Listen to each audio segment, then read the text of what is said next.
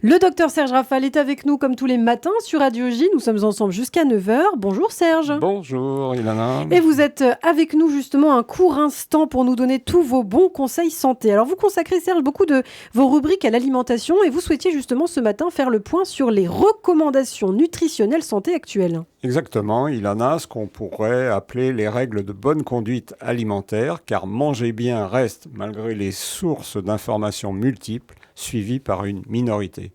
Une étude sur la nutrition mondiale, soutenue par la Commission européenne et la Fondation Bill et Melinda Gates, vient de nous fournir des conclusions que je qualifierais de dramatiques ou d'alarmantes.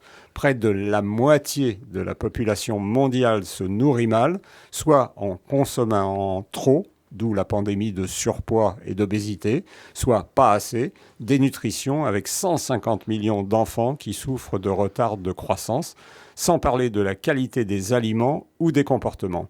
Consommation de 5 fois trop de viande rouge dans les pays riches, explosion de la consommation de sucre et bien sûr des sodas.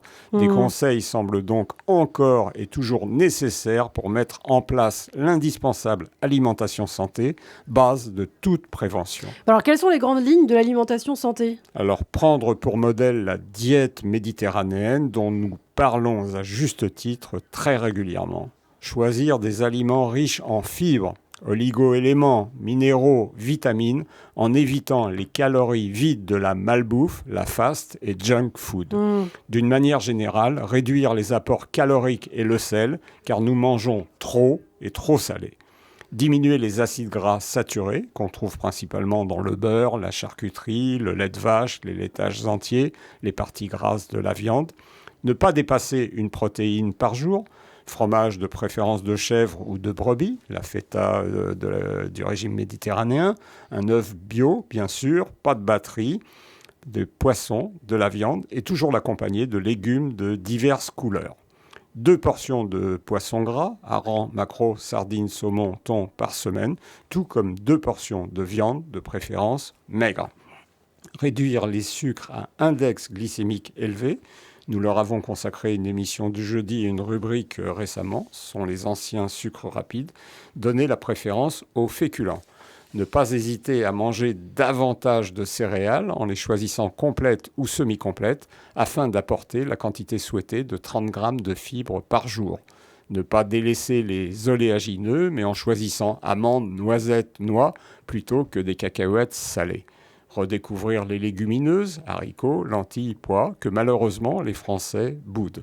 Consommer chaque jour 4 légumes et un fruit, de saison et de région.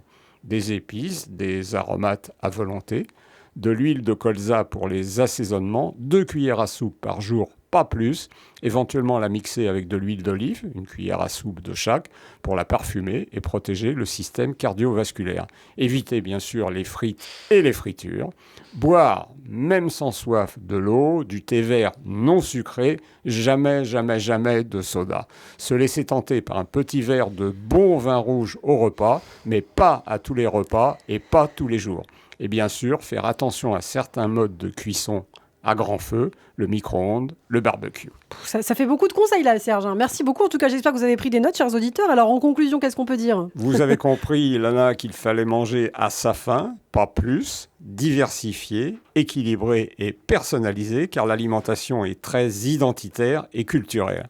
Et bien sûr, ne jamais oublier une notion essentielle, le plaisir. Ah oui. N'oublions jamais ce qu'écrivait Willy Pasini, psychiatre et sexologue italien.